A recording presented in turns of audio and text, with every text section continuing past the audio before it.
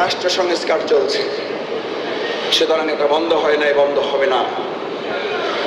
আমিরে জামাত ডাক্তার শফিকুর রহমান খুব সুন্দর করে কথা স্পষ্ট করেছেন, কেউ বিভ্রান্তে ছড়াবার চেষ্টা করছেন। আমরা অনুরোধ করি, বিভ্রান্তে ছড়িয়ে জাতিকে বিভক্ত করবেন না।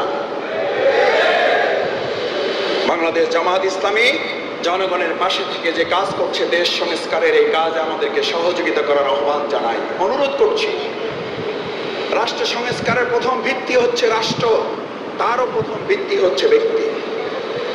মুহাম্মদুর রাসূলুল্লাহ সাল্লাল্লাহু আলাইহি সাল্লাম সোনার মদিনা করেছেন। সোনার মদিনা আগে না সোনার মানুষ আগে? সোনার বাংলা আগে না সোনার মানুষ আগে?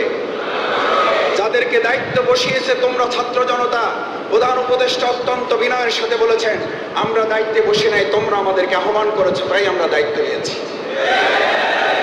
সুতরাং ছাত্র জনতার এই দায়িত্ব গ্রহণ করতে হবে।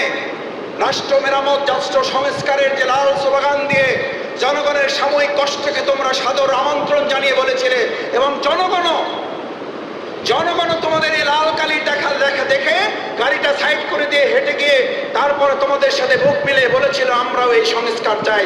আজ আর গোটা সংস্কার নয়, আজকে গোটা বাংলাদেশ থেকে আরেকবার নতুন করে সুন্দর করে সংস্কার করতে হবে। এই সংস্কারে আমরা তোমাদেরকে শেষ অনুরোধ করতে চাই, ভাইয়েরা, আমার প্রিয় ছোট ভাইয়েরা, আমাদের সময়ও বলতে হবে শেষ, কারণ আমাদের আর তেমন কিছু দেওয়ার নেই। আমাদের আর নেওয়ারও কিছু নেই, দেওয়ারও কিছু নেই, কিন্তু তোমাদের আছে।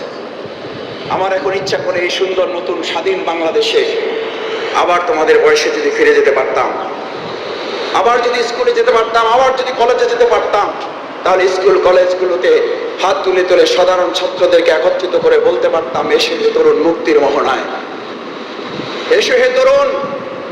মীর মুক্ত যেমন বলেছিল, পানি লাগবে ভাই, পানি লাগবে। আমরা স্কুলের আঙিনা, বিশ্ববিদ্যালয়ের চত্বরগুলোতে, হলের ব্লকগুলোতে গিয়ে বলতে পারতাম, সৎ মানুষ লাগবে ভাই, সৎ মানুষ লাগবে। আছে বাংলাদেশ জামাত ইসলামী, ইসলামী ছাত্র শিবিরের কাছে।